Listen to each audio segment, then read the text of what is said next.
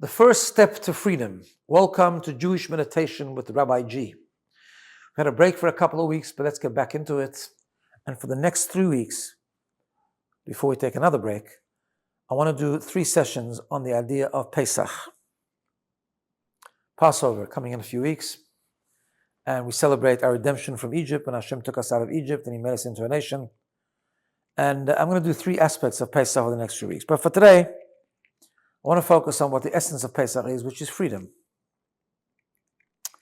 It's a time that Hashem took us out, a nation that was oppressed for 210 years, a place that we lived in which was impossible to escape from, and Hashem in broad daylight took us out of Egypt and gave us the gift of freedom.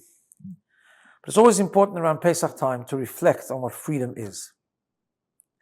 Some people erroneously think that freedom is the freedom to do what you want. But it's actually not freedom at all. That's replacing one slavery for another. Rather than being slaves to other people or other places or other experiences, you become slaves to your own temptations, to your own outlooks and perceptions. You become trapped in you. Freedom is about freedom to choose, to do not what you want, but to do the right and moral thing. As Jews, we believe in a system that comes from outside the system, meaning we believe in absolute morality. We believe that God is transcendent and He guides us in this world how to live. But He also gives us what's called the Yetzer Hara, the evil inclination, that will try and stray us into short-term pleasure, instant gratification, selfish ideas, egocentric relationships, and so on. But we take the idea from Pesach to let go of our ego, to not be trapped in ourselves, and to understand the true meaning of freedom. Freedom is the gift we were given at the Exodus from Egypt, the freedom to not be trapped in an external prison, but to have the choice, free choice as we have and we so believe in, to do what is right over wrong, light over dark, confused over clarity, and so on.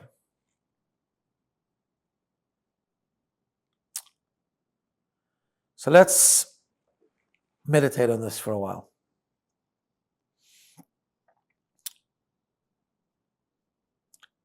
Just focus for a few moments. Close your eyes, relax, and turn your attention to your breathing. Breathing in and out.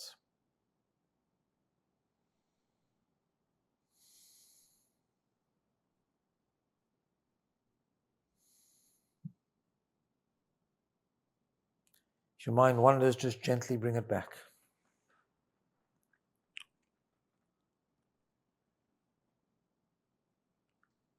Remember, the word in Hebrew for breath is neshima, same word as neshama. Deep down, we all have that soul, that connection to God, that godly consciousness. On Pesach, it was given to us as a gift. Not just a geographical freedom, but a spiritual freedom. A freedom that is rooted deep down in the mystique of the human soul. The resilience of the soul. The transcendence of the soul. Ultimately choosing right over wrong.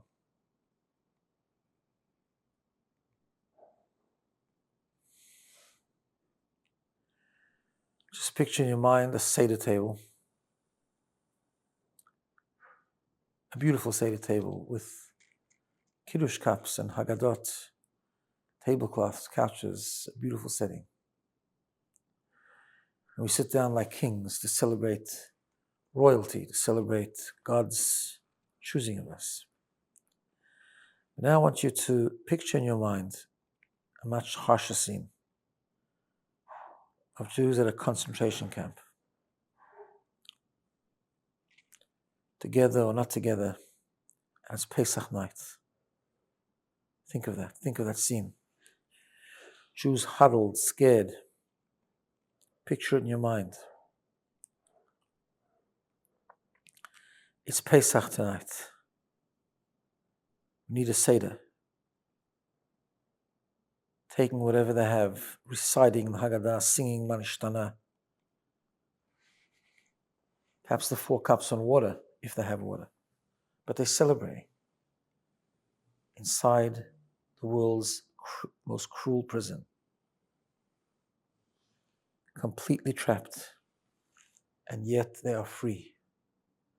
Free in their mind,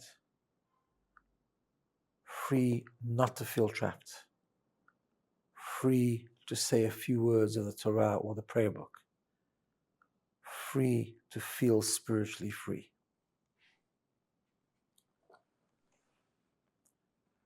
Being imprisoned comes from outside in. Being free comes from within ourselves.